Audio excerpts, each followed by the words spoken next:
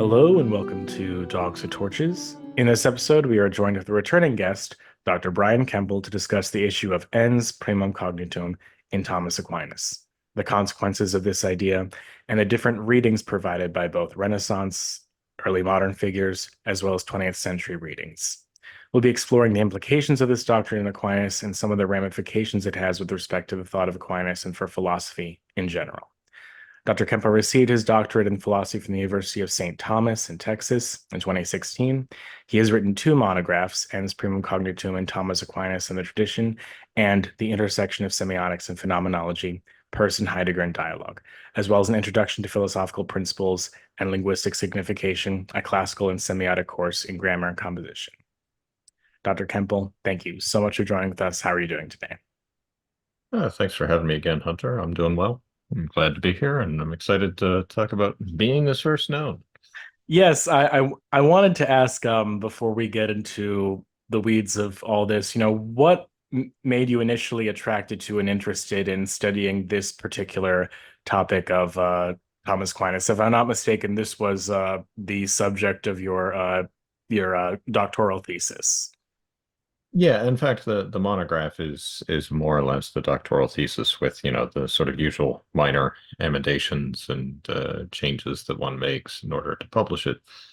Um, it's actually it's an interesting question. Like, if I try and really dig deep to like where are the roots of where does this begin?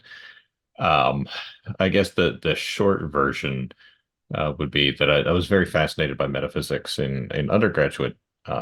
Particularly, my professor Herbert Hartman had us read Oliva Blanchet's 2003 book, A Philosophy of Being, a reconstructive essay in metaphysics, and I was really fascinated by the topic of, okay, what is it that we're really saying when we say being, and what is it we really say when we say words like is and are and will be? What is it that we're really saying there? And when I was in grad school, I was taking a course with John Deely on the philosophy of human nature. And Deely had a way of just sort of throwing out offhand comments that were very fascinating. And one of them that he threw out was, um, yeah, I don't know of any book length treatment of the claim that being is first known, the claim that Aquinas makes, other than Martin Heidegger's Being and Time. And in undergrad, in my senior year, I've been actually trying to write a senior thesis on Heidegger's Being and Time. Long, complex story there that we don't need to go into. But I was just like, wait, is that what Heidegger was doing? Is that what the whole thing's just a commentary on that passage that he quotes in the beginning? And so I talked to Dealey about it. We went, to his office afterwards and talked about it a little bit. And I wrote a paper with him for that course, sort of on those topics. And that kind of grew into the dissertation. So, Gotcha, gotcha. Yeah, and if I'm not mistaken, this notion of ens primum cognitum, even though that it's something that you find in Aquinas's writings, it actually has precedent in earlier figures. I think Avicenna is the one that Aquinas tries to draw from when he's making this observation. yeah, I mean, he's drawing from he's even in a way drawing from Aristotle. I mean, it's not very explicit in Aristotle, I'd say, but when you read some of the things that he writes on, like I said, the commentary on the Periharmonias, you see some of the connections being drawn there, I think. But yeah, with respect to Avicenna, you'd see it most especially in his De Ante et Essentia, which Mm. I've come to the opinion of one of my grad school teachers, Dr. Hauser, that really, if you read the De Ante et Essentia as like a commentary on Avicenna's metaphysics, you're going to see that it tracks pretty well. And so one of the sort of key passages where we find the idea of Ens Primum Cognitum, or the sort of notion that there's a sense of being present in our cognition before any division into anything whatsoever is the very beginning of De Data Essentiae. And so you can see that, okay, he's getting something out of this out of Avicenna. He's getting something of this out of Aristotle. He's not just making it up out of nowhere, but he's articulating it in a way that I'm not sure anyone else really had before him. And with respect to this claim of being as first known, as first cognized, what are some of the central or repeated claims with respect to it? I know that in the De Veritate, Aquinas says something to the effect that, what the intellect first conceives is most knowable, and into which it resolves all its concepts is being. What exactly, I mean, before we get into the weeds, what exactly is he claiming there? Yeah, so there's that text, the very, very, very beginning of his response to the first article in De Veritate. There's also the text that's often quoted from the Summa Theologia Prima Secundae, question 94, article 2. That's the one that Heidegger quotes as well, which is very similar. Illud quod primo cadit in apprehentione est ens et includitor in omnia I don't remember exactly how the rest of it goes, but in everything else that the intellect grasps, right? It includes. So on the one hand, it says that it's resolved. Everything is resolved into being as first known, and on the other hand, it said that it's included. And so even there's a very interesting sort of tension. Just even if we think about those two different ideas, in resolved to and included in, sort of enclosed in. There's an interesting series of Mhm. etymological considerations there. But what's really sort of, just to kind of lay out what's important there, I think the De Veritate text is really the most telling and the most interesting. And it's one of those things that for any listeners out there who are obviously interested in medieval philosophy, or else why would you be listening to this particular podcast? I'm not sure. Um, but if you're interested in reading these things and you're interested in reading Aquinas and understanding him, this is part of why you really need to know Latin. Mhm. Because if you pick up your standard, I can't remember who the translator is of the standard English edition of De Veritate that's out there. But if you read that first paragraph in the standard English tradition, you're going to go, okay, that's great. And then when you learn it in Latin, you're going to go, okay, wait, this is totally different than what's being said in this translation. Right, right. Um, because one of the claims that Aquinas makes there is that he says, just as it's important to make a resolution to something first in any cognition, so too in any science. And you go, wait a second. He's making a distinction between cognition, or knowledge of what something is, I think is the way that it's actually put there, and then in scientific demonstration he's distinguishing those two things, right? He's saying these are different things that we do. And if you don't recognize that, wait, those are different things, you're going to miss that importance of being as first known as that to which we make resolutions that are not scientific in their demonstrative character. Right, right. And with respect to this understanding of ens primum cognitum, how exactly, I figured we could just very briefly go over how later medieval interpreters approached this subject of ens primum cognitum, and maybe very briefly discuss 20th century uh, readings without kind of going too deep into the weeds.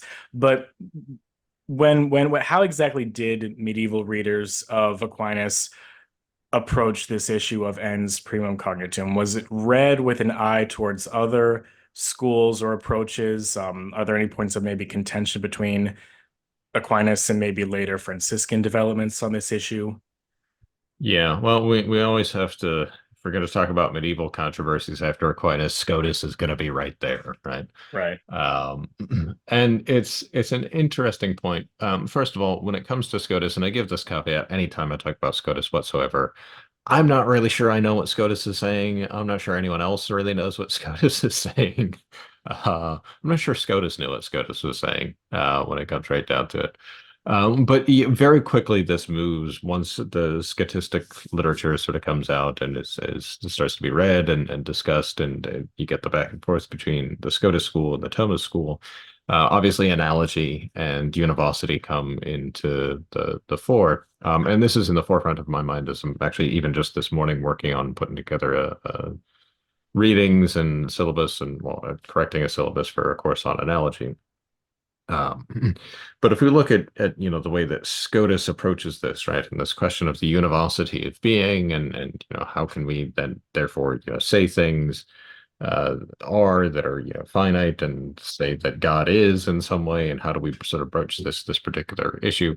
Most especially what Scotus says in the Ordinatio, book one, distinction. I think it's distinction 3, question 2, which is available in English. But even there, again, translations always a little troublesome.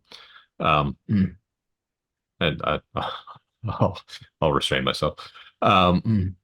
So there you have these certain questions about univocity, and so then you start to get these sort of rejections of this, because Aquinas is quite clear that while he's not entirely clear, I'd say, on all points of a doctrine of analogy, he's certainly clear that we do say the word being analogically. That there's no doubt that you know when we're saying being of God, and we're saying being of a human, and we're saying being of an accident, and we're saying being of a relation, that there's something which differentiates these in a crucial fashion, right? It's not just a Mm. material differentiation like it is when you have a diversity of species participating in one, or excuse me, a diversity of individuals participating in one species, or even a Mm. species in one genus, right? That there's some factor which differentiates these in a unique sort of way that requires analogical predication in order that we can say these things truly of all these. And so there's something there about being that's differently conceived by Aquinas and Scotus. Um, then, of course, and I don't want to go too into the weeds here on Cajetan and John Ponso, who have some very Ponso has some really fascinating things to say about analogy. I just finished doing a rough translation of his two questions, 13 and 14, from the Artis Logicae Secunda Pars on analogy. And there's some really interesting distinctions in there that actually challenge my own reading of Cajetan as well. So it's going to be kind of fun. Uh, but there with Cajetan, you have an interesting tension, I think, because Cajetan doesn't really say much of direct significance about being as first known. Mm. His primary concern is to resolve this difficulty with respect to the univocity or analogicity of being, and how this can Mm. be said, and what are the different kinds of analogies that allow us to have this predication of it, of both transcendentals and of God, and finite particular beings and entities, and material things and all of that. So for Cajetan, where I think it kind of becomes a little bit problematic is most especially in his later short work that's often referenced in this context, the De Conceptu Entis, because he seems there actually in some way to kind of destroy what I think is, properly speaking, the concept of being as first known. Mm. Because he moves everything towards ens commune, or being insofar as it is being. There might be some slight differences that people want to introduce between those two concepts, but Mm. let's just say being as the subject matter of metaphysics is the direction in which Cajetan seems to move everything in Okay. this regard. And that's in some way, I think, directly contradicting what Scotus is doing. I think Scotus is, in fact, primarily concerned with being as first known. Maybe in a way, again, I'm not sure Scotus knew what Scotus was saying, but if we're talking about it as a univocal sort of predication, it would have to be in terms of being as first known that he's conceiving it. Right, right. We recently had Dr. Dominic Dottore to discuss some of the later readings of Aquinas on analogy and Christos Samueli, and he actually seems to draw the connection as well that what's really going on between Aquinas and Scotus is like a disagreement with this issue of ens primum cognitum. And if I'm not mistaken, later Scotistic commentators as well, like Bartholomew Maestrius, also try to make that connection that what's really going on is a dispute with respect to ens primum cognitum. But okay, so one of the things that I know is claimed often by Scotus's disciples is that being is understood as a simple a concept, whereas with respect to Aquinas, maybe some of his interpreters, I mean, is there even such thing as simple concept? I'm trying to think. Yeah.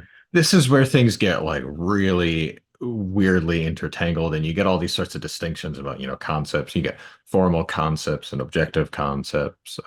Formal concepts being, that which is in the mind as let's call it, um, to be a little bit anachronistic in our terminology, the semiotic accident of the mind, sign vehicle, as it were, which leads us to the object, which is, you know, that which is known by the concept or the objective concept. Hmm. And so this is where I find some really interesting points in Ponceau, because he's talking about all the different ways in which objective concepts can be presented to us. And so he deals with things like, okay, well, simple, complex. He deals with things like, implicitly and in potentiality as opposed to explicitly and in actuality. And so these are, things raised by Cajetan, but I think Ponceau does a more deft job of handling them. And I think part of the reason why Ponceau does that is Johannes a Sancta Toma, for anyone not familiar with the different nomenclatures. Um, I think part of why he handles it a little bit better is that he really does have an explicit and clear conception of what's meant by Ens Primum Cognitum. In fact, at the very beginning of his natural philosophy, the first question, third article of his treatment of natural philosophy in the Cursus Philosophicus, is on Ens Primum Cognitum. It's a fairly lengthy article, and he deals with a good number of different objections. And I'm not sure he gets quite the sort of precise distinctions that I'd like to see drawn. But he's very clear that there's something here which is not the subject matter of metaphysics, Mhm. which is, he calls it something like the vaguest, most, thoroughly imbibed concept in all things, or something like that. Right. Right. And he's open to it. He doesn't, again, make this explicit, but he says it in a way that is open to not just being mind independent being, right? That the being of Ens Primum Cognitum is without any distinction, which necessitates that it can't just be mind independent being. So this is something contrary to it. Again, he doesn't ever make this explicit, but this is contrary to what we find in Cajetan, where we're talking about being as the subject matter of metaphysics, which is, properly speaking, being as it is mind independent. That is really, really interesting because I know that when you came on last time, we discussed very briefly Poinsot's understanding of conventional and stipulated being and how, especially with stipulated being, but with conventional, it's a bit more complicated. But very often that the relations that obtain between stipulations are cognition dependent. And so the fact that he's already making this connection that being as first known isn't reducible to the subject matter of metaphysics that's very interesting, and it seems to make sense for his overall commitments. Yeah, and I mean, it's an interesting thing because he's still quite adamant that the cause of being as first known is mind-independent being. Right? It's a concrete something. It's a materially encountered something, right? Hmm. He's very much committed to the good, Thomistic realist idea that there is nothing in the intellect that was not first in the senses, or not originally in the senses, let's say. But he also recognizes that there are many things in our cognition, many things that we produce through our cognition, which are not, strictly speaking, reducible to the sensible, and yet they'd have a kind of reality of their own. Just getting a little off track, but he makes this point in the treatise on signs, as it's arranged and translated by Daly, that things like extrinsic denominations can have a kind of reality to them, even though they're not ens reale. You have to be able to recognize, say, the authority of a judge, right? Pretty importantly, even though that's only an extrinsic denomination by which anyone is called a judge, right? There's Hmm. nothing intrinsic to the being of that entity which makes that entity to be a judge as such. It's reliant upon these extrinsic relations. Right, right. And if I'm not mistaken, I mean, this is a point that you often drive home is that the terminology of ens reale never actually appears in Aquinas's corpus. Usually he uses the terminology of like ens naturae to describe, Mhm. being as it exists independent of cognition. But it does seem that from what I've read of you and what I've read of Aquinas, that reality has a greater scope than just what exists, in the natural world, so to speak. Yeah, I mean, it's a really unfortunate term because it happens very quickly after Aquinas that the term of ens reale gets introduced into the lexicon. Um, Excuse me. So you find, I think that terminology is in Giles of Rome, um, but it's most Right. certainly in the figure that is presumed to be Gratia Deus de Ascolo, who wrote the Summa Tutius Logicae Aristotelis, which was spuriously included amongst the authentic works of Aquinas for quite a long time, including the edition clearly of Aquinas that Ponceau had, because he cites it all the time. He even goes to Right. bat saying, "No, this is definitely the work of Aquinas." And I read it and I go, like, "Look, man." He's saying ens reale, Aquinas and everything else never says ens reale. Right. Right. Um, Well, wasn't but that this, that th oh, sorry, go ahead. well, I was just gonna say, I mean, this is a really important point for understanding Ens Primum Cognitum, I think, because Aquinas actually in the Sentences commentary, I don't recall where exactly, but drawing on Avicenna, actually makes this point that we have the term res and the term ens distinctly to they often materially refer to the same object, and we might even say formally they're used to refer to the same objects, but they do have these sort of connotative differences that ens refers principally and primarily to the existentiality of something, to the fact that it's something which can be instantiated in existence in some way, that it's a potential recipient of existence. And so there you see that the focus is more towards the act of existence, is more towards mind independent being, it's more towards God, even.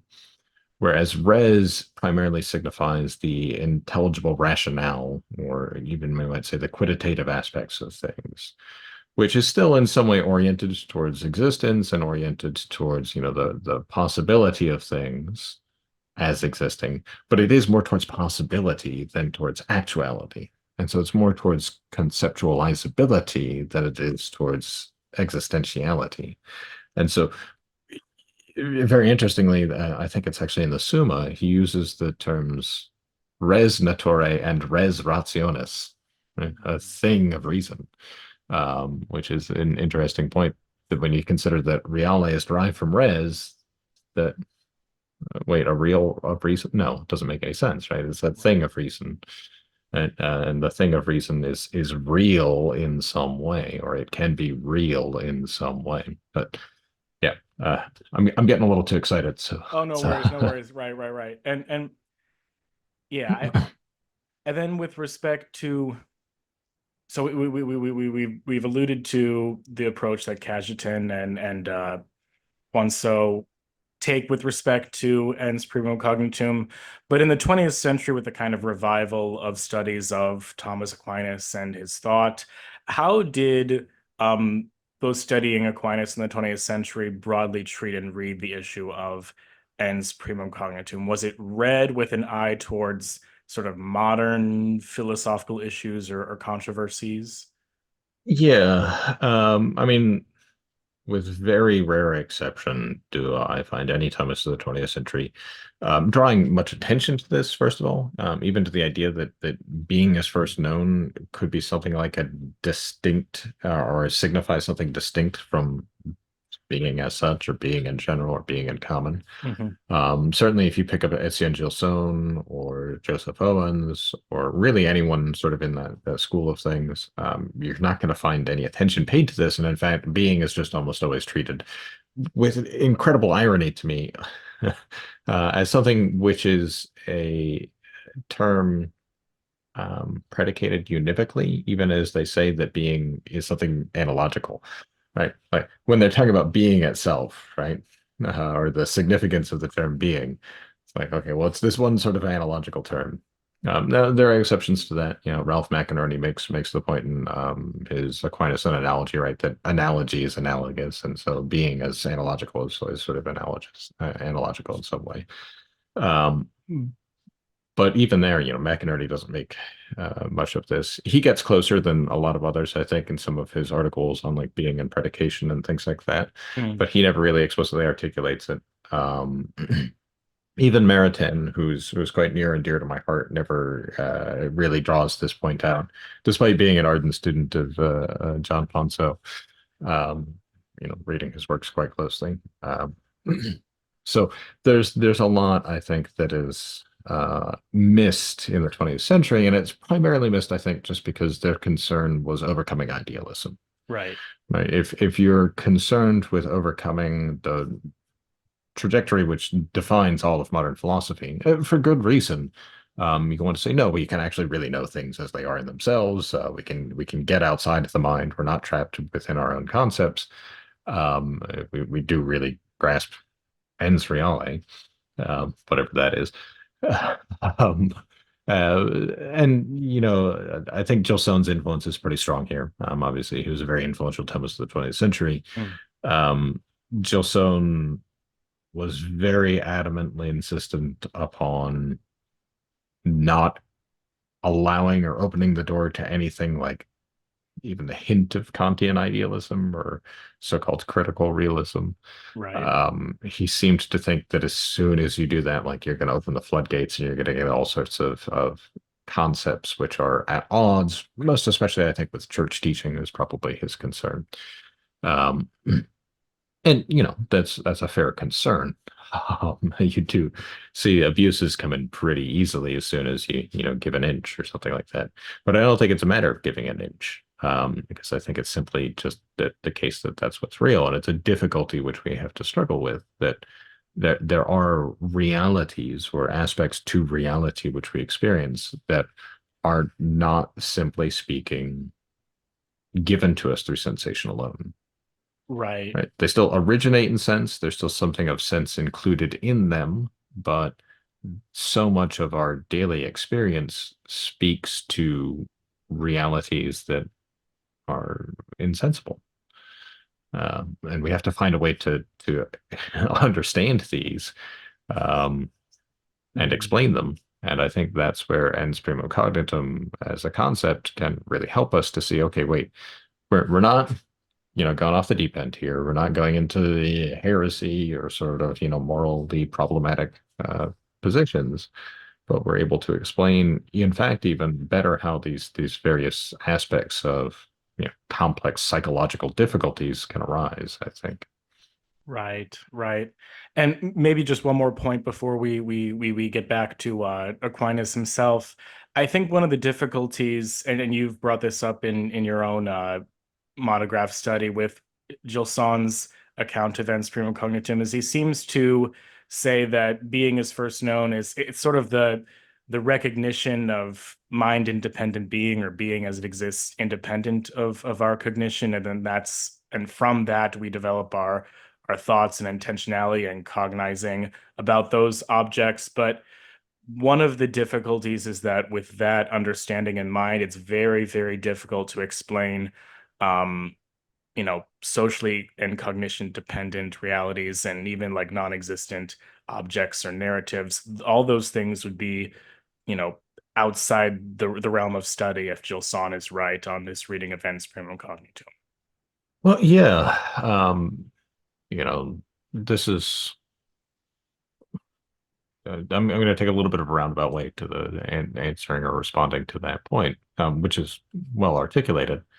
Um, uh, Dealey, dearly beloved, dearly departed John Dealey, he liked to antagonize people, particularly Thomists and particularly other Thomists at Center for Thomistic Studies. Um, and he wasn't always intending to antagonize people, but because he liked to antagonize people, it was often thought that much of what he was doing was an effort to antagonize people. So one of his well-known claims is that we really needs to advance a different definition of what it is to be human. He thought that the definition of human being as rational animal was for various reasons inadequate. One of which is a sort of rhetorical reason. That is, if you say the word rational to most people today, they're not going to think in the sense that 13th century scholastics were thinking when they heard rational. And they're going to think primarily, more than anything else, I think just the capacity to solve problems. That's what most people understand by the term rational today, because that's how the word has been to be fair, abused, but systematically abused for centuries at this point. So it's pretty hard to undo that. Right. So that's one point. But the second point is that, and he draws this from Ponceau, that Ponceau shows quite clearly, even Aquinas shows this, that non-human animals form beings of reason, ensio rationis. Oh, okay, well, that's a little bit problematic, right? We're almost sort of equivocating on how this term is applied. Now, you can say, as both of them do, that they're properly speaking, reason belongs only to human beings, and there's something like of a almost kind of quasi-participation in non-human beings. But so Dealey, in taking all this up, says, okay, well, let's actually say semiotic animal, and that's another whole conversation altogether. But the point, succinctly, for that is that, well, human beings alone are conscious of the fact that not only do we make use of signs, right, but that we know ourselves to make use of signs. We have this self-consciousness that our cognition is semiosic in nature, makes use of signs, and so understanding that the signs themselves become objects for us. For non-human animals, signs as such are never objects. Right. And that was always the rationale Dealey had for translating ens rationis not as beings of reason, but as like mind dependent or cognition dependent being. Because if you translate it in like literal Latin, that can kind of get lost that non-rational animals also make these mind dependent beings. Yeah, we end up with, as so often is the case in the history of philosophy, certain confusions of language, right? So my point in bringing all of this up is to say that, that's a definition of the human being which befits ens primum cognitum being grasped correctly. Whereas if we took Gilson's track on these things, I think we'd actually have to define the human being as something like a metaphysical animal. Right. That if the being, which we know first, is being in this almost as it were, again, ironically, univocal sense, right? That it's simply metaphysical being or being as, you know, existential in some way, or ens in quantum ens, ens commune, whatever term we want to throw out there, that's focused at least primarily on the mind independent, then what are we doing other than in all of our cognition, other than making distinctions of metaphysical being? Right, we're Right. bringing into explicit actuality those things that are implicitly contained within ens commune, if that's what's first known. And so, I think that doesn't gel with our experience of how we actually come to know things. Um, Right. we know an awful lot of things that I don't think resolve first and foremost into being as being. Sure. And even our experience of the world or the world as represented to us isn't necessarily that of a metaphysician's.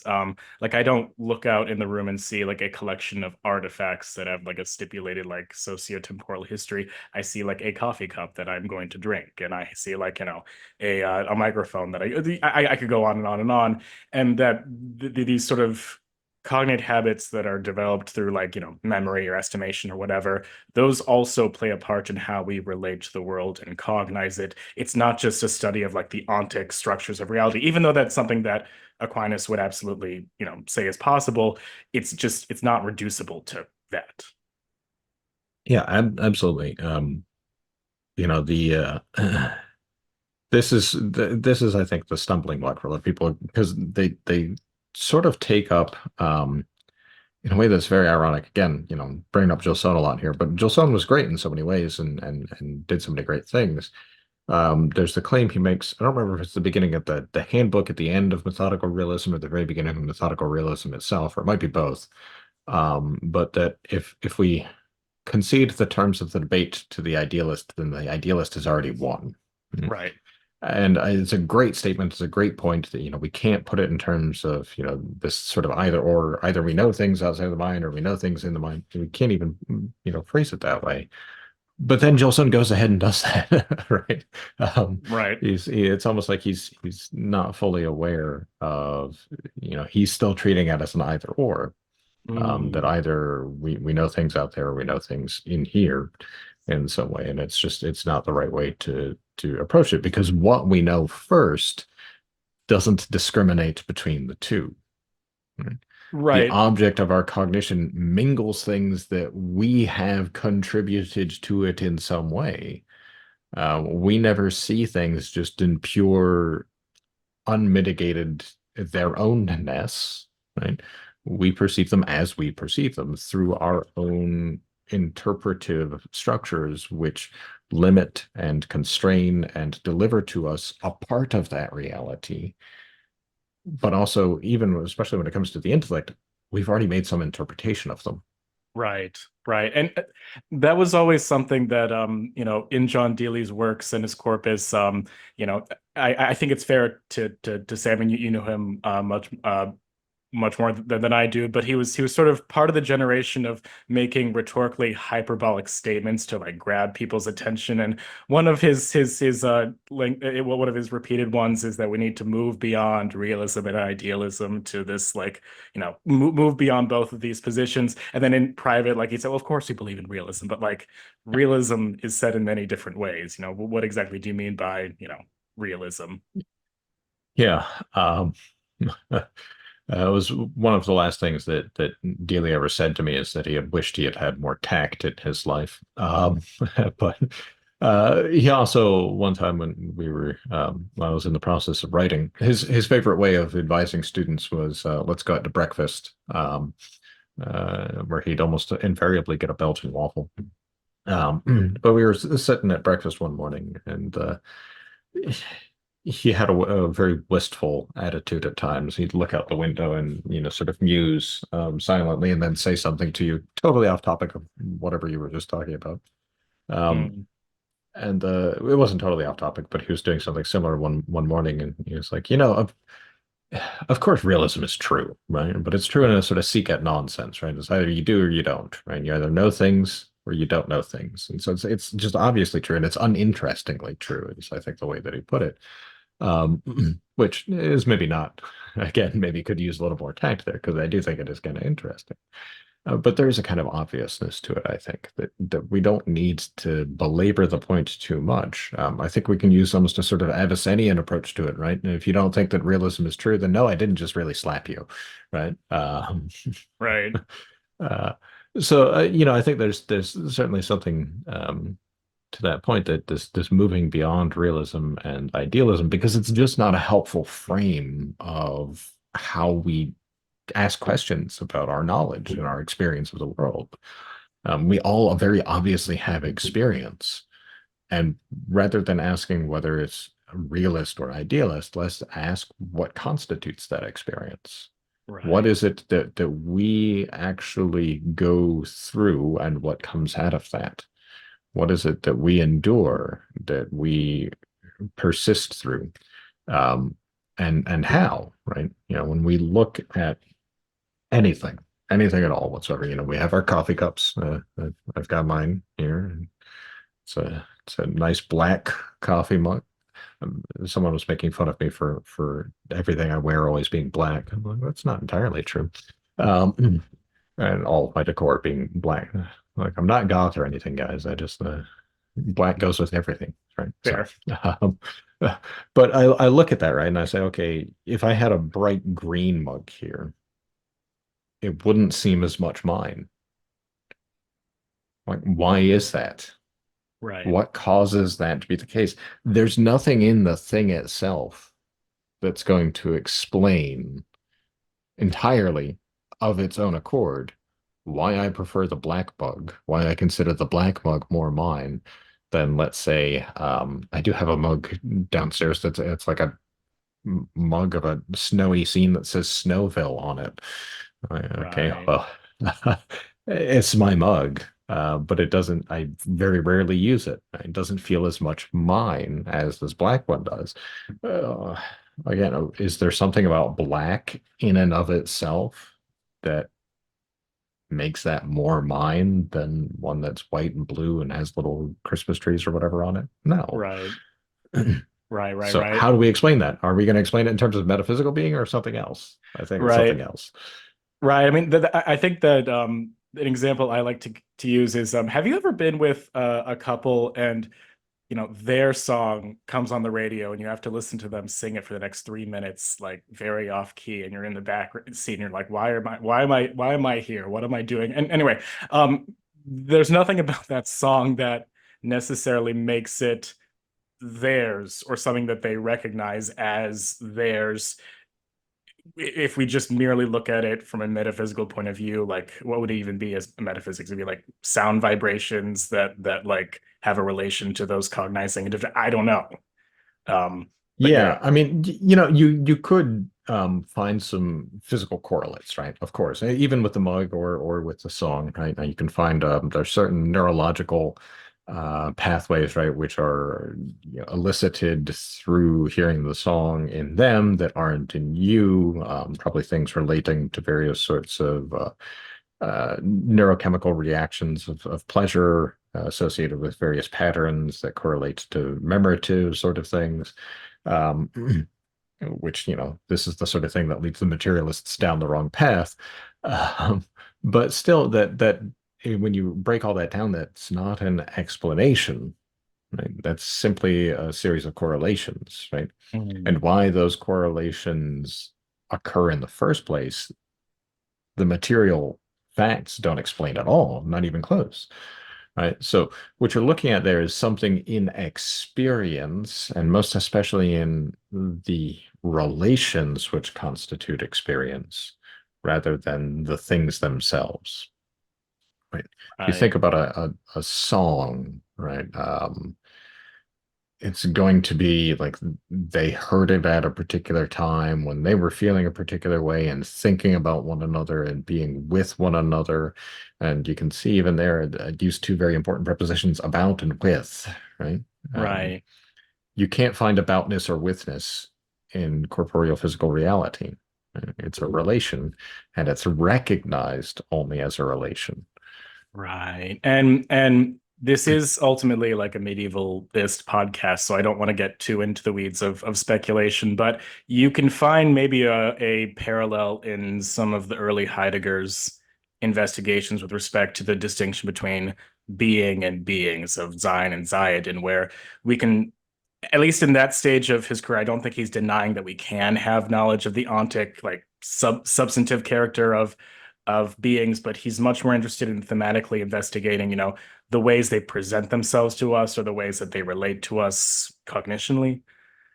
Yeah, yeah, we'll stay Sure. out of the weeds of Heidegger, but no, I mean you're correct to identify this. It's just to fill in that gap a little bit for anyone you know not making these connections themselves.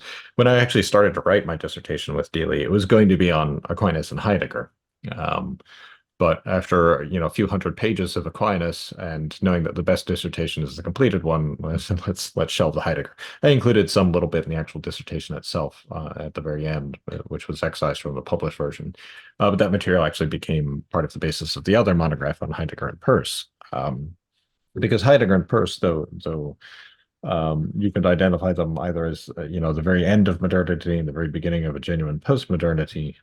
Were both reared in a scholastic tradition. Mm. They read the scholastics, and most especially had some rearing in Scotus, which is interesting in its own right. But what I think they were picking up on, both of them, Heidegger doing this perhaps more explicitly and more systematically than Peirce did, whose writings are a bit of a scab nightmare. That point, right, that you're getting at between Sein and Seienden, and the to be or the infinitive and participial forms of the words for being in German. Um, what Heidegger really recognizes as Sein is not existence. It's not the act of existence. It's not essay. And when you find so many Thomists in trying to address Heidegger in the 20th century make that mistake, Cornelia Fabre most notably trying to map Heidegger's terminology onto Thomistic terminology, what he's talking about is relation. And what he's talking about is relation in a kind of muddled way, I think. I really think I just got clarity about this myself in the last time I taught a two-part Heidegger course. Um, but he's talking about relation across two different ways in which we say things relatively. Mm. And I'll tie this back into Ens Primum Cognitum in a little bit here. And I don't want to go on forever. We don't want this to be a 4-hour podcast. But one of the key points to relation, and relation is really it's the sort of redheaded stepchild of scholastic metaphysics, right? They don't quite know what to do with it. But one of the points which is raised first by Boethius in his commentary on the categories of Aristotle is that, well, if you read what Aristotle says in chapter 7 of the categories, the second longest chapter in there, he's dealing with relation. 90% of it is what relation isn't. And then only at the very end does he sort of hesitantly and roundabout manner try and say what relation is. And so looking at this, the difficulty is that we talk about a lot of things in relational terms, even though they're not relations themselves, Right. father, son, brother, mother, daughter, spouse, husband, wife. All of these are terms which name things, entities, but do so in a way which is intelligible only by relation to something else. You're not a father without children. You're not a son, except that you have parents. And so even though, if I say, you know, I don't know, Jeff and son, I might be referring materially to the same object. The formal significance is different by the sort of relational aspect, which is included in the one that's not in the other. Nothing about the term Jeff brings to mind explicitly or necessarily the sonship of Jeff, whereas the term son brings to mind explicitly in some way the relation to mother and father. So this is what Boethius terms the relativum secundum dici. The way Dealey translates this as being as it must be expressed in discourse, which is a little bit of a mouthful. But the point is that we have to talk about a lot of things in terms of their relativity. We Mm. talk about a head. A head is always a head of a body. And it has to have a body to which it is a head, and it only makes sense in that relative context. But then there's also the relation itself, right? The relative being, which is not the things related, but that which is between them. And so for this, Boethius uses the term relativum secundum esse, being according to its own existence, we might say. And this being according to its own existence um, is really hard to notice, actually, because you Right. can't see it. Right. Right. Right. relation, relation and substance, interestingly enough, are the only two categories that you can't actually perceive. And you have to infer intellectually. You can perceive all the others, but those two have to be inferred from the others. And so it's much easier to infer substance because we see the accidents in hearing in substances. And so it's not that hard to get to the substance itself, but you don't see accidents in hearing in a relation, right? You only Right. see the effects of relation. And really only relations of what we might call a dyadic kind do you directly see the effects. If I punch someone in the face, it leaves a bruise, right? And so there's an effect of that dyadic relation. Right. Right. Um, Yeah. so And all of this is to say, just very quickly, to bring this back a little bit to Heidegger. Heidegger doesn't make those distinctions when he says sein, but he's talking about relation in both of those two senses. That's what sein is. It's the relativity and the relations themselves, and so it's this sort of weird mix that he's trying to articulate. Um, but that's something which is really important for being as first known, because an awful lot of the objects of our cognition or of our experience are relational. And not only that, but they're constituted by relations. So, if I look at someone and I say, that's my friend, you're a friend only by relation. mm, There's nothing in you which makes you to be a friend. right. It, if I remember correctly, the scholastics would often talk about the being of proper to relation is that's it's esse odd. Its whole being is towards another. It's not like a subjective quality that like inheres in you. It's a towards the transcendental relative. Yeah, and this may be articulated in one of or another of say like the 16th century Thomists in Iberia. I'm not sure. I'm not really someone who goes deep into the historical research. I try to be more of a philosopher than a scholar. Um, but it's certainly articulated with great clarity by Ponceau Mhm. in his question on relation in Cursus Philosophicus, um, which three of the six articles, I think there's six articles, were translated by Dealey and included in the Tractatus de Signis. I've actually done a translation of the others, and I just need to clean it up and see what we can do with it. I might put it with Studia Ponsociana, but we'll see. Um, Gotcha. but yeah, the point being this towards something, the whole being of it is the ad aliquid, the towards something, or the existence of towardsness. Um, and it can be really hard, I think, for a lot of people to recognize that as a kind of reality. Again, Hmm. because it's not sensible. You can't see it in any way.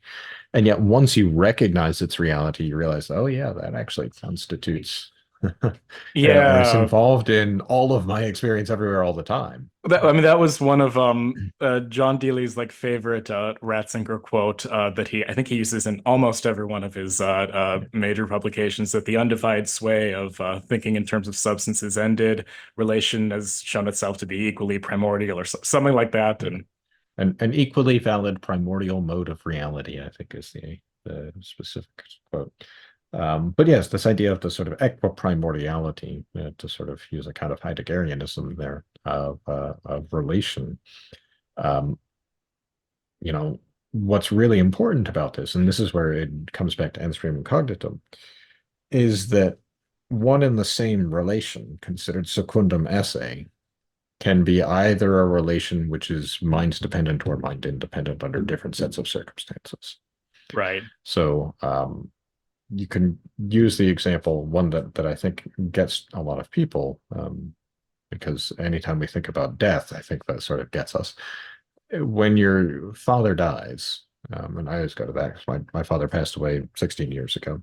Um, so when your father dies, I still have an object to whom I am related, that is my father, but there's not a thing in this world that is my father any longer.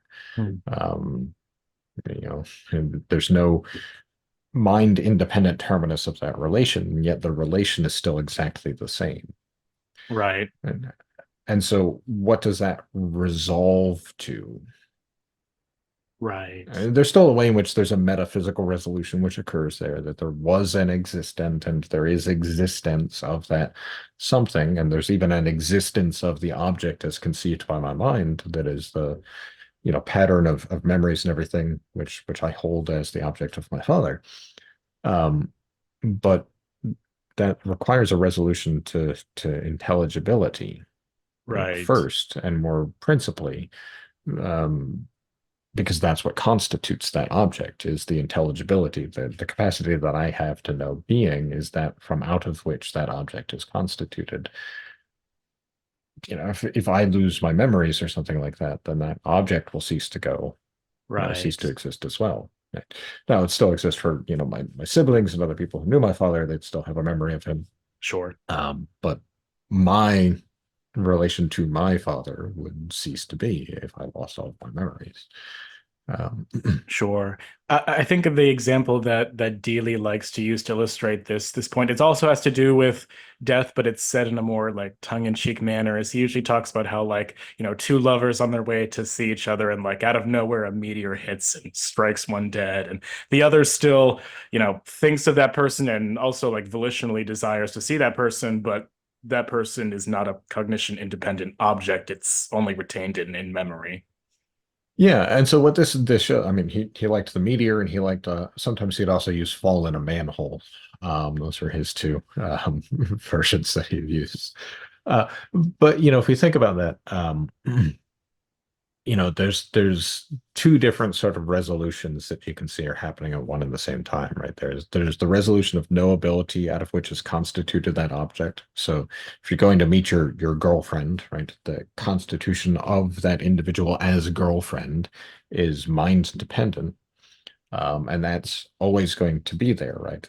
That's always possible insofar as you know what a girlfriend is and you can conceive of yourself as having one. But then there's also the mind-independent aspect, right? The thing to which it is resolved. And so much of our lives is a struggle of trying to get the two to align with one another. Right? Because you Right. can certainly see there might be a mind-independent thing, some girl, and there might be a conception in the individual's mind of this is my girlfriend. But unless she agrees to that, right, there's not an actual resolution of those two things in harmony. Right. Right. Right. You do find that guy every once in a while who thinks that he has a girlfriend when the girl does not think she is his friend. Right. Uh, Right. so you can see that the two different orders of resolution there are so much of our lives is trying to um, not have a tension between the two of them. Right. Right. Exactly. All right. Well, I figure before we get into to the way that you read and argue for your reading of Ens Primum Cognitum, we could give a little bit of background with respect to some of Aquinas's overall psychology and how he understands how he relates to the world cognitionally. One of the things that Aquinas refers to in his works is that there's like a proper object for human intellects to study that are objectively present, and he gives different answers in his corpus for this. He'll sometimes talk about, well, it's being as true, it's being as intelligible, it's that which is. Um, what exactly is he getting at there in his works? Yeah, so the main contrast, I guess, and I go through this in the dissertation. There's a bunch of different things that he says at different points. But the main contrast, the main tension is if you look in, say, the Summa Theologia, you're going to find him say in the Tractatus de Homine, that it's the quidditas re materialis, right? The quiddity of a material thing is the proper formal object of human intellectual cognition.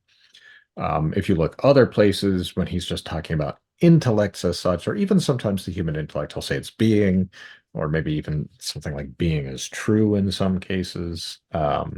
He's going to put it very frequently in terms of a more general object. So I think the way to handle this is to recognize that there's a most fitting, most proper object, and then gradations of less proper but more general and foundational objects, right, towards which we Mm. can consider our minds oriented. So um, almost as it were, that the quiddities of material things are that which structure our knowledge. But there's other things between that and outside of that that we touch upon in a more oblique fashion. Right. So take God, for instance. God is clearly not the quiddity of a material object. And so we have a cognition of God, but we wouldn't say that we have a proper knowledge of God as such. Right. We Okay. know God through material things and their quiddities as a cause to effects. So we can infer to objects that are not the proper objects of our knowledge by grasping them through really ultimately actually relations is how we're going to extend beyond the proper formal objects of our cognition. So all of that is to say that we have a most general object and we have a most proper object. Most general object is being, and that can be considered in two ways too, again, according to different orders of resolution. Um, which, just as a quick point, since I've used that term quite often, and it was recently pointed out to me that using it all the time, I never explain what I mean by it. Yeah, resolution is when we recognize or discover the unity between two diverse things, different things, without dissolving their differences in some way. So to resolve things is to not to get rid of, not to, it's not Hegelian sort of quote unquote synthesis, right? But it's discovery of what allows these things to be cohesively one in some way while remaining many. So Aquinas talks about the via resolutionis in a number of places, a concept which I think is actually fundamentally important to understanding Aquinas, but talked about by very few Thomists. You find it in Right. Jan Ertzen, you find it in Rudy Tabeldi, you find it a little bit in Father Thomas Joseph White. It's in my work. But aside from that, it's not been a focal point for a lot of Thomists, unfortunately. Well, and the point that you very much drive home is that when it comes to the via resolutionis, it's not necessarily, of things. I mean, it is that, but it can also concern of broader structures of cognition. So there's a twofold path of resolution. Right. So yeah, there's the resolutio secundum rationem, which is really the resolution of things in a way that makes them intelligible by what's better known to us, right? It's a Mhm. resolutio quo ad nos, let's say. So we do this all the time, right? You encounter something new and unexpected, and you're like, okay, wait, how do I make sense of this in terms of other things that I've previously experienced, right? You go to grad school and you try and think about it in terms of undergraduate, and it takes you a little while to discover how the structures are really quite different, but actually somehow the same, right? Okay, Right. this is how I went about learning in undergrad. This is how I'm going to go about learning in grad school. Right. Undergrad, it's a lot of hanging out and having drinks and conversations, and Yeah. um, in grad school, it's still that, but also it's a lot more reading and studying and time spent in the library and poring over texts, right? Right. Right. Exactly. So you see that there's a difference, but there's also you discover where the unity lies, right? It's in different Mhm. ways of engaging these thoughts and unfolding them and laying them out with some sort of explicitness. It's more dialectical in undergraduate. It's more scholarly in grad school. You still need the dialectical to make sense of it to yourself in grad school, but I think, also really needs to do the work in a way that you don't have to do quite so much in undergraduate. Mm. Um, then there's the other side of it, which is the resolutio secundum rem, right? According to the intelligible thinghood, let's say, of beings. And that's movement in the direction of causality. So that's not just how does this make sense to me? How do I understand this? This is what makes this thing to be what it is in itself. Why is it this way? And so that's the resolution really in the metaphysical order. The first, the Mm. resolutio secundum rationem, is in the order of being as first known. How do we resolve this into our basis of experience as intellectual beings or semiotic animals? And then the resolutio secundum rem is ultimately it leads towards God in all cases. But even at a more proximate level, it'll be to causes, sufficient causes and final causes, especially as you try to discern the existential constitution of things. Right. Okay.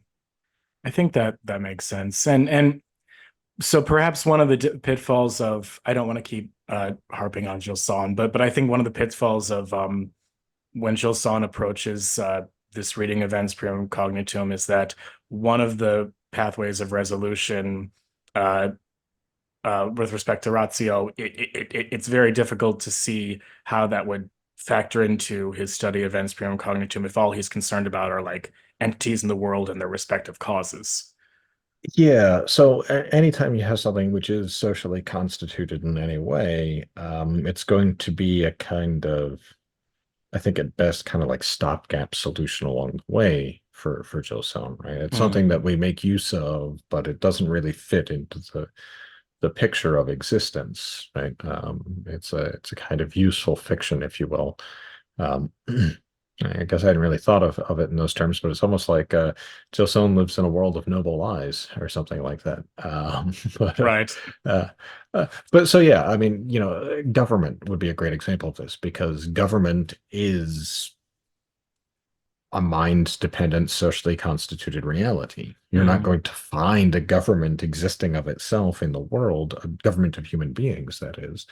There are certainly laws and principles which govern things, but stipulated governance, right? And this is our constitution. These are our rights. These are our duties. right. That comes about only through mind-dependent imposition in some way and the developed custom. And you try and find ones that are fitting to, that are in fact conducive to the wellness of mind-independent realities. Right. The mind-independent nature always has a precedence here. And it's important to emphasize that we're not getting rid of mind-dependent or mind-independent natures, right? They're always the Right. foundation.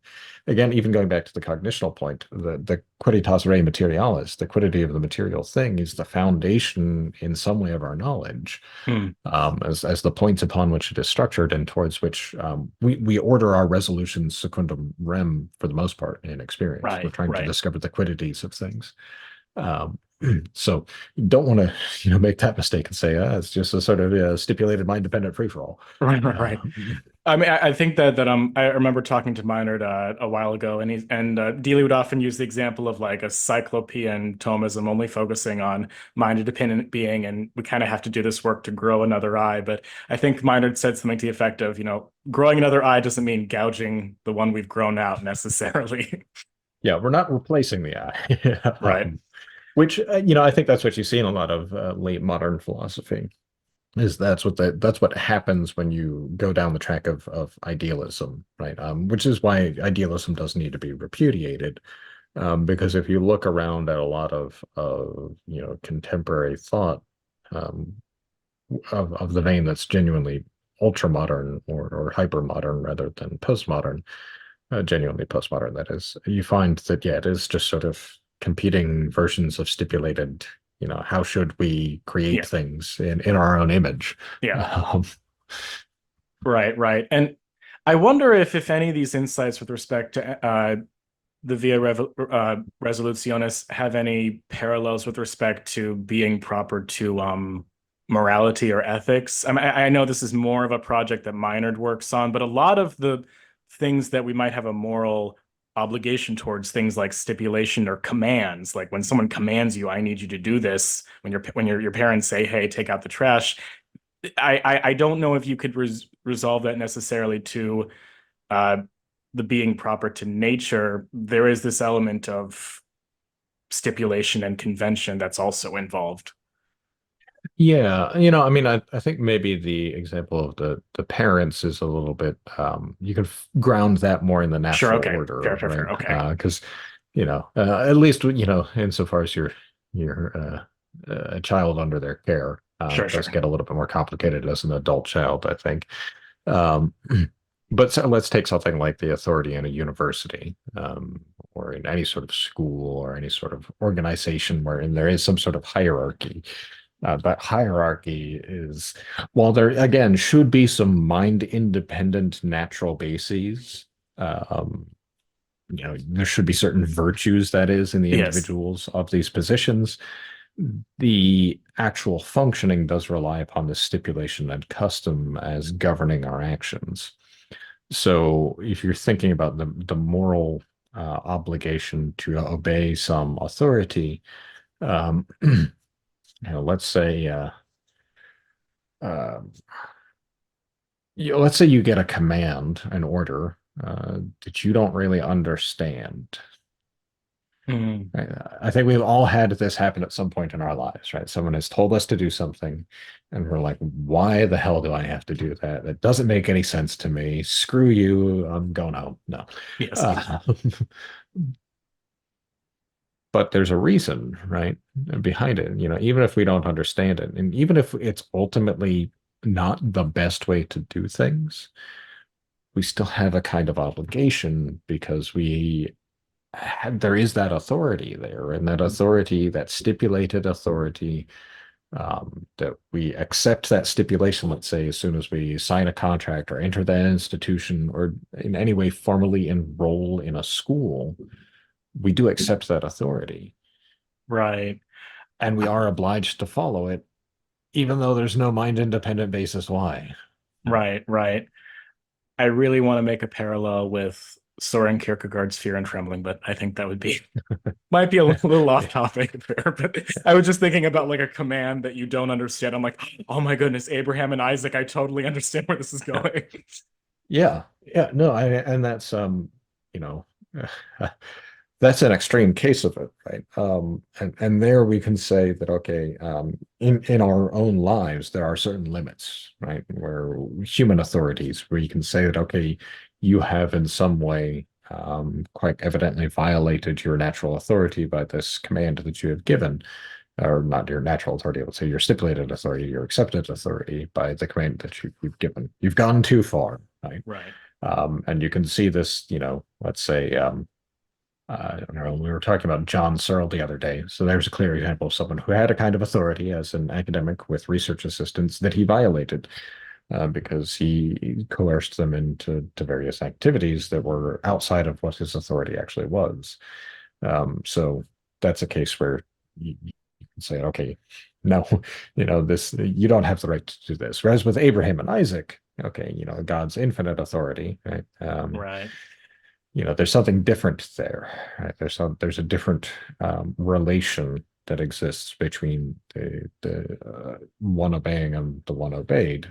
It's not stipulated because for God, everything that he does is always in his own nature. Um, so a bit of a different case, but you can see that for us, the interpretation often tracks along the same lines, right? Right. Okay, I don't understand this authority. And you can see that clearly with your own parents too. Very often when we're kids, our parents tell us to do things we don't understand why, but Right. it's right for us to do it, and we are obliged to do it.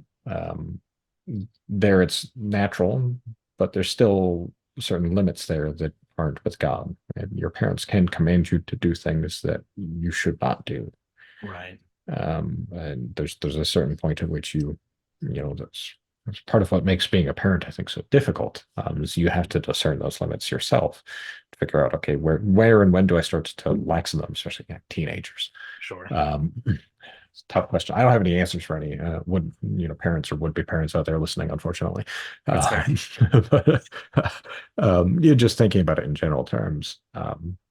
These moral questions, these sort of stipulated relations, is very complicated. And there are and ought to be always in any question of any socially constituted reality, there needs to be ultimately some resolution towards what is good in the order of mind independent things. But we as human beings constitute minds dependent beings in our relations with one another.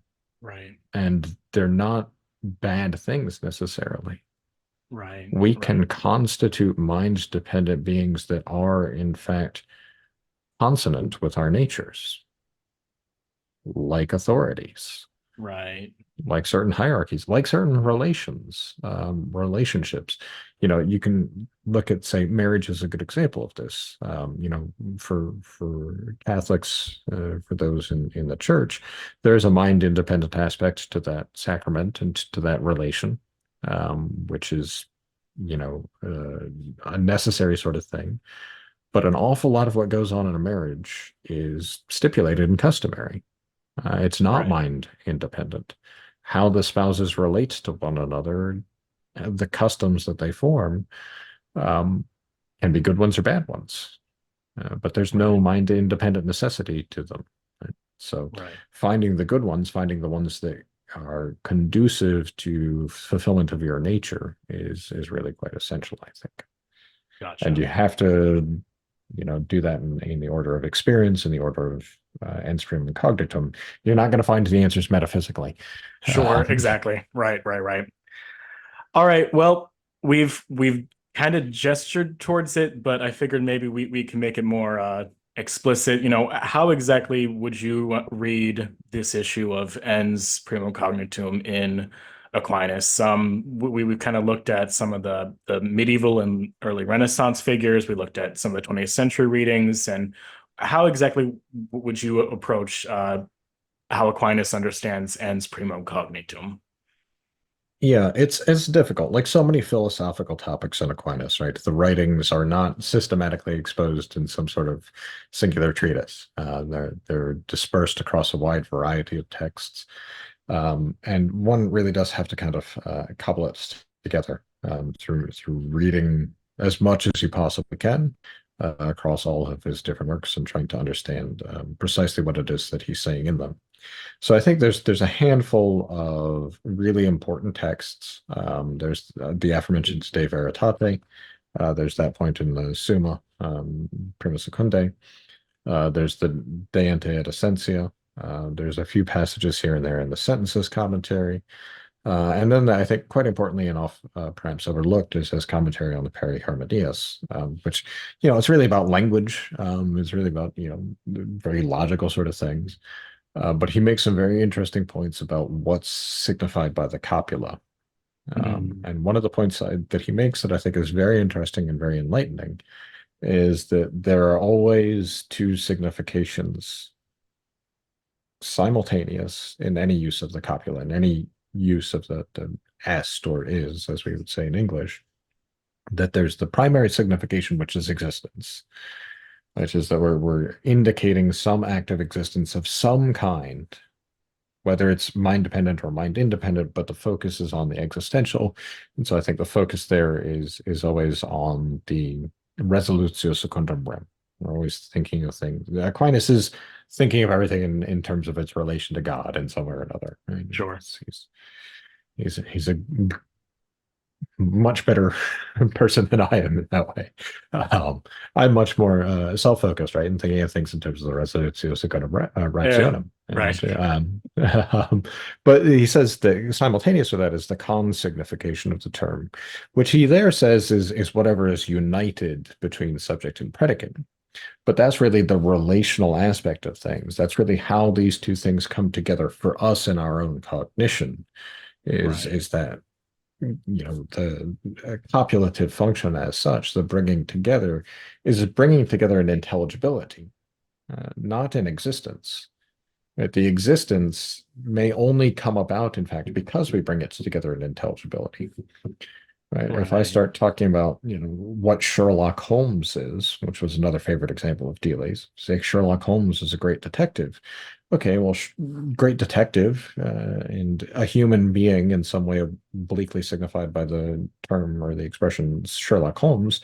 There's mind-independent objects there in some way, right? There's something there which doesn't depend upon our constitution as objects in order for them to exist.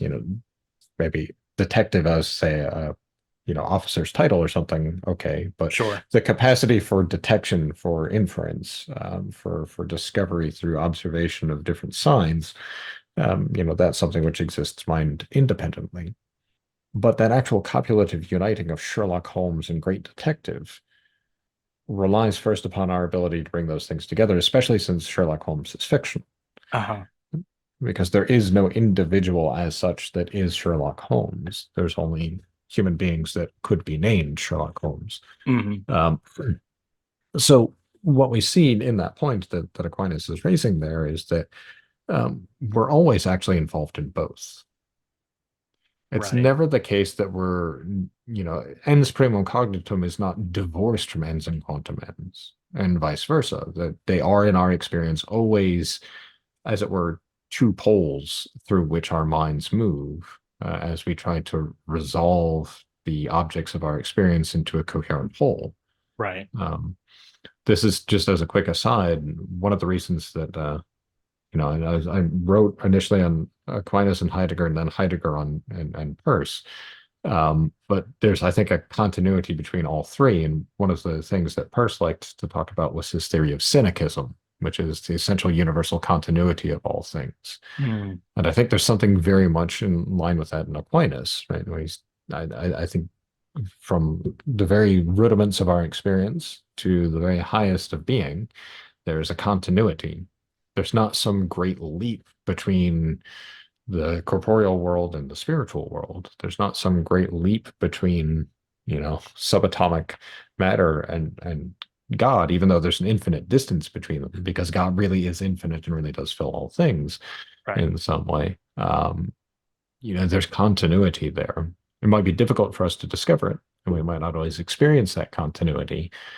But that experience of any sort of discontinuity or apparent discontinuity is what arouses in us doubt, right? The irritation of the mind that seeks out some belief which resolves the apparently contradictory or contrary propositions that seem discontinuous in some way. Sure. Yeah, I very much like what you said with regards to the copula, because if I'm not mistaken, that was a point that Julia Klima very much kind of drives home, and I forgot what the essay is called, but I've heard this perhaps in Klima. Yeah, I sorry, Yeah, I don't know I'll off the say. top of my head, but but yeah, I mean the copula. I mean, it's a fascinating um, thing to think about. There's also I can't remember his name now. Uh, Now, there's a great article on the logic of being, which raises a lot of these questions, I think, and sort of brings them up. I think it might have actually been I think it's in a volume edited by Brian Davies, Mm, Heidemann, something like that. At any rate, right. no disrespect to anyone. I'm just bad with remembering names. Um, but yeah, this point about, thinking through what is it we're really doing with our language and our predication. I Right. mean, language is really an outgrowth. What's distinctive about human language, let's say, is an outgrowth of this recognition of ens primum cognitum. Mm. That there is in that intellectual awakening, that first moment that we realize that, wait a second, the objects of our experience are more than just the objects of our experience. Right. That there's something beyond how they relate to me, right? I mean, that's where we start to really ask questions. It's an interesting, trying to discern this in any sort of chronological development of human beings is I think almost impossible, right? Because it's so vague, that first recognition of our minds. We haven't really made any distinctions yet whatsoever. That we don't have any of the means to articulate this or to make explicit this recognition that Mm. we've grasped something beyond.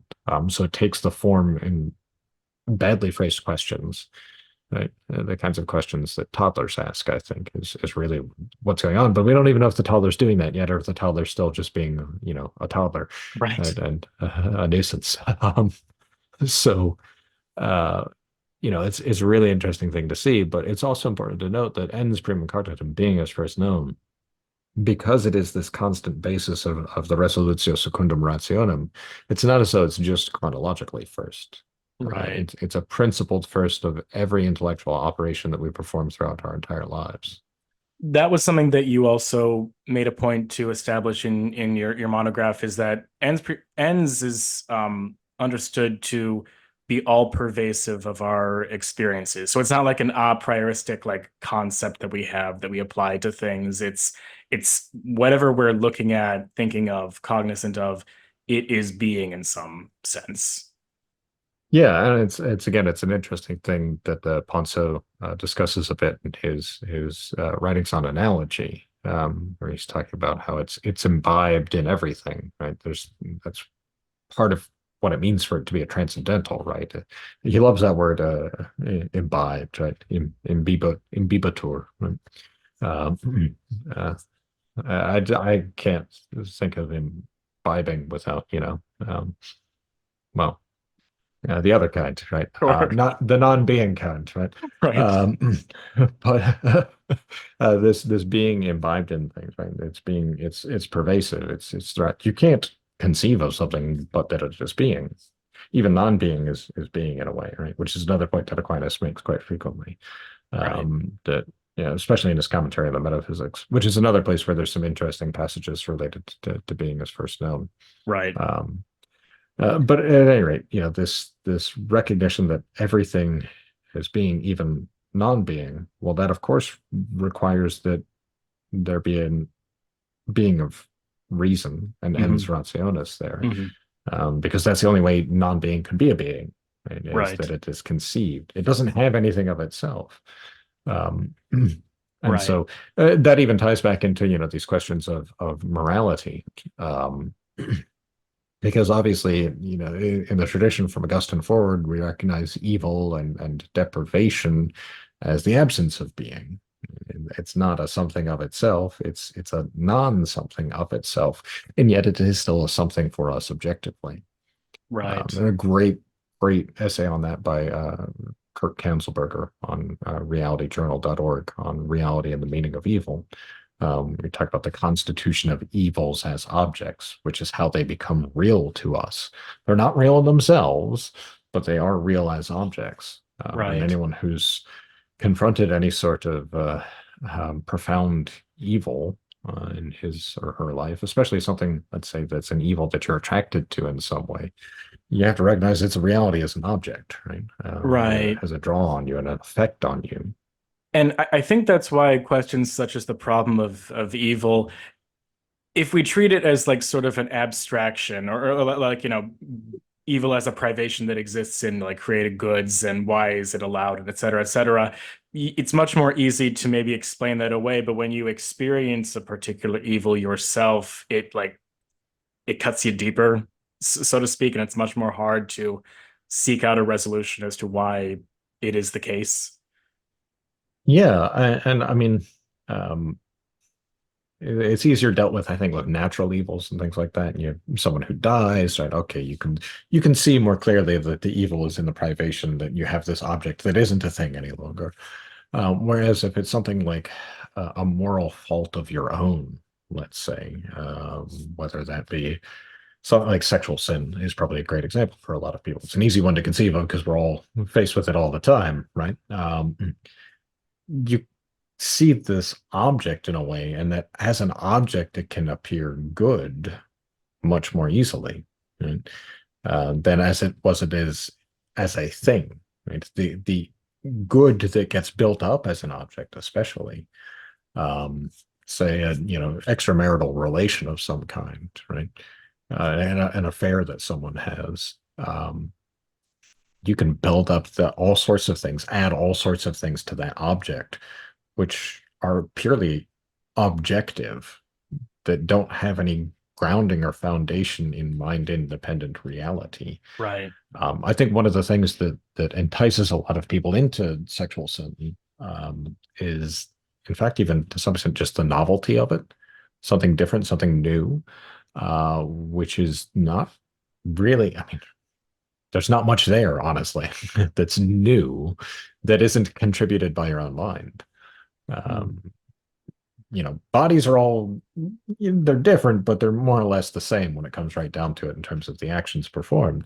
Sure. Um, so what's really enticing there? It's not Right. really the physical act, even. It's the way that your mind builds it up. Right. And so that it's an object, right? That's um, really having the effect on you. And the evil there consists primarily in the irresolubility of that object to the mind independent thing. Right. Right. And all right, one more question I have, but before we close this, because this has been a great interview, but it can't go on and on. Um, maybe one of the claims that Aquinas makes is that all of our concepts are reduced to ens primum cognitum. This is still a thing I don't quite understand. Like when I think about it, I think of like there's this primary concept of being and all these like multiplicity of like concept formulations are developed from it, but I don't think that's what's going on in Aquinas. Yeah, I mean, it's really hard to articulate. And again, this is where I find an interesting corollary with Charles Peirce and his notion of firstness, which he says that as soon as you articulate it, you've already sort of deprived it of its proper character. And I think there's something kind of true to that with being as first known, as Aquinas conceives of it also, um, because it is in a way essentially unlimited, right? It's this ever-present open possibility of the intelligible. And so when we say that all concepts are resolved to that, we're resolving everything to this ever-present possibility of there being an intelligibility to whatever is conceived, and to whatever the object is of that concept. Right? We can Mm, see that this is something possible for us to understand. So to give an example of where we can see maybe a contrast with that, you take a contradictory notion, right? Squared circle, chimera, right? Um, we know that the object can actually be resolved to the possible. We can conceive of the object as impossible, and in that way we resolve it to being as first known. But the thing itself, supposedly signified by that object, that concept, is not resolvable to ens primum cognitum because it's not actually possible. right. You can come up with the centaur as a imaginary sort of thing, right? A pictorial thing. You can have the human top half and the horse bottom half, but you know that the two natures can't actually coexist simultaneously in the thing.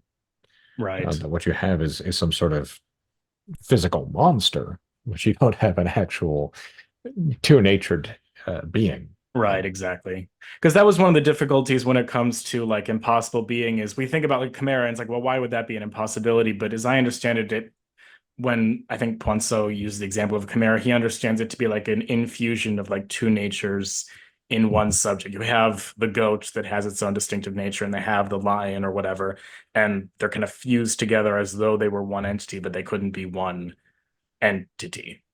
Yeah, you could have something that has the material properties of a goat and a stag. It's a goat stag, but it wouldn't have the natures of goat and nature of stag because they're both finite and therefore mutually exclusive natures.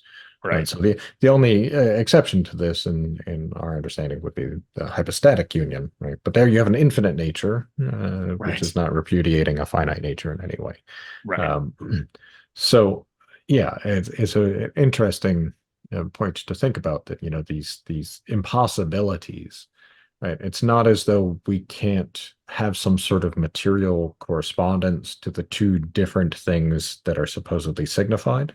So, I mean, you can picture a square in a circle or a circle, circumscribed within a square or a square circumscribed within a circle. But that's not a squared circle, right? Right. It's two different things just overlaid on each other. Right. Right. Yeah. All right then. Well, I have a few closing questions and queries before we wrap up. And this has been a very, very, very fascinating interview. Thank you so much for coming on. One of the things I wanted to ask with respect to Aquinas's insights into Ens Primum Cognitum is is there an understanding of reality and what reality consists in that is expanded? And if so, would this have any implications for the scope of study of metaphysics? Because usually when we think of metaphysics, we think about being as it exists independent of cognition, so like the categories or like substance or things of that sort.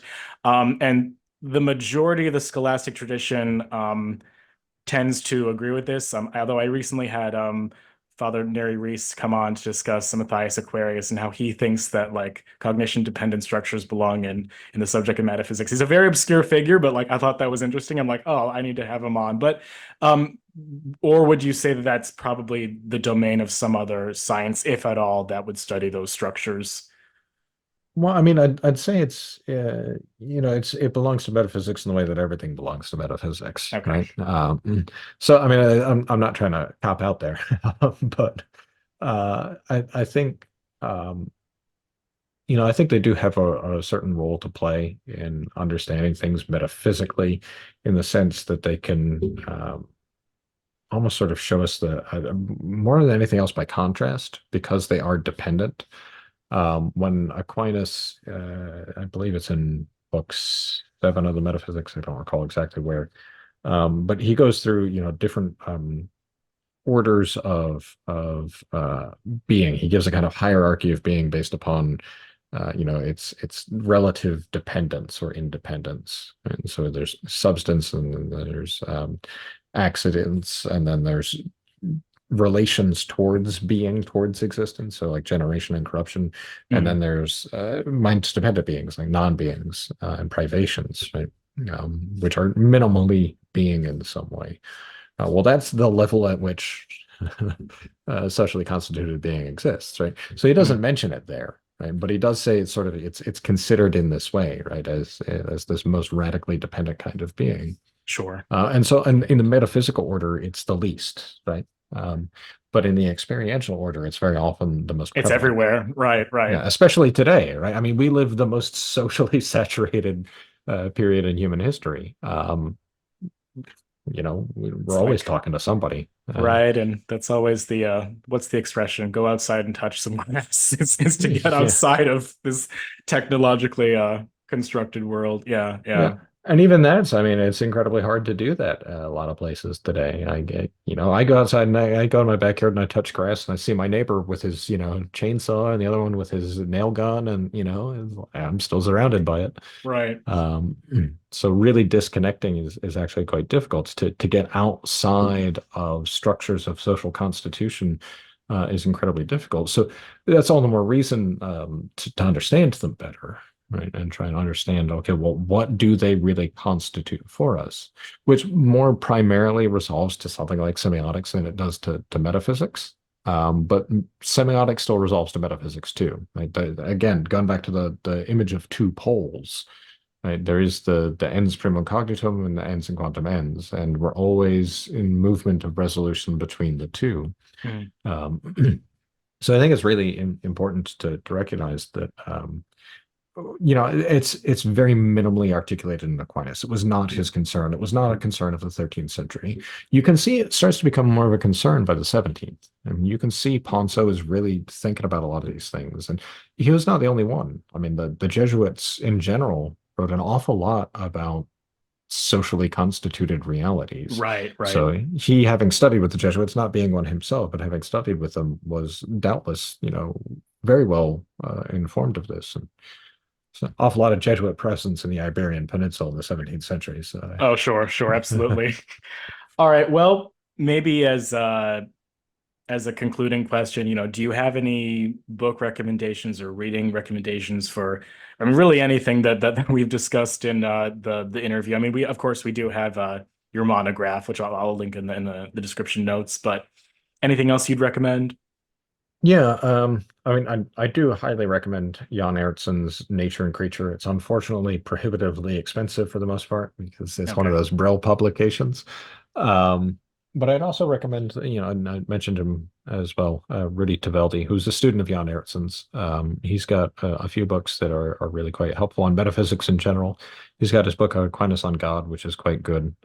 Doesn't speak, specifically to this issue, but it raises some very interesting points about our understanding of the cosmos. And then he has, sorry, I'm blanking on the title. It's right here now. A recent book, Metaphysics Between Experience and Transcendence, Thomas Aquinas on metaphysics as a science, in which he's still focused primarily upon metaphysics, but he raises some issues here Right. and that are very interesting. There's Deely's work, which is always, I think, quite important and helpful across a range of different topics. For anyone interested in the relations between metaphysics and semiotics who wants an entry from a Thomistic point of view, I think intentionality in semiotics is very good. It's probably the most Thomistically discussed text on the relation between the two traditions. He unfortunately was working on a book of Peirce and Ponso that he never completed before he died. So it's that would have been probably very helpful. His Four Ages of Understanding and Medieval Philosophy Redefined as the Latin Age are both very helpful. Right. There's not a whole lot written as yet on these issues, but I think there's actually going to be more coming out in the next few years, just as people start to maybe move beyond the kind of Gilsonian Thomism or a lot of the 20th century Thomistic traditions in a way which is more of, I think, a genuinely living Thomism, one which understands Aquinas a little bit better and then applies Aquinas better to not just contemporary issues or perennial issues, but to issues that require resolution, require some sort of answer to the difficulties which are raised. Again, just one final note on that point. We live in this just thoroughly saturated world of social constitution. And I think Thomism actually does have all the foundations of the answers to those difficulties that we face. But we need to be very, let's say, nimble in how we understand what Aquinas is saying. And I don't mean that we are, importing things or reading things into Aquinas or into the tradition, but we need to see that what they say goes, the importance of what they say goes far beyond what the literal words of what they said. Mm. There's so much in someone like Ponso that it's going to be centuries before we really understand everything that he was telling us as we lay Right. these things out, just as we've been going for centuries with Aquinas. Right. So, Right. yeah, Well, Dr. Kemple, it's been a pleasure. Thank you so much for coming on. sure. It's my pleasure, Hunter. Thank you.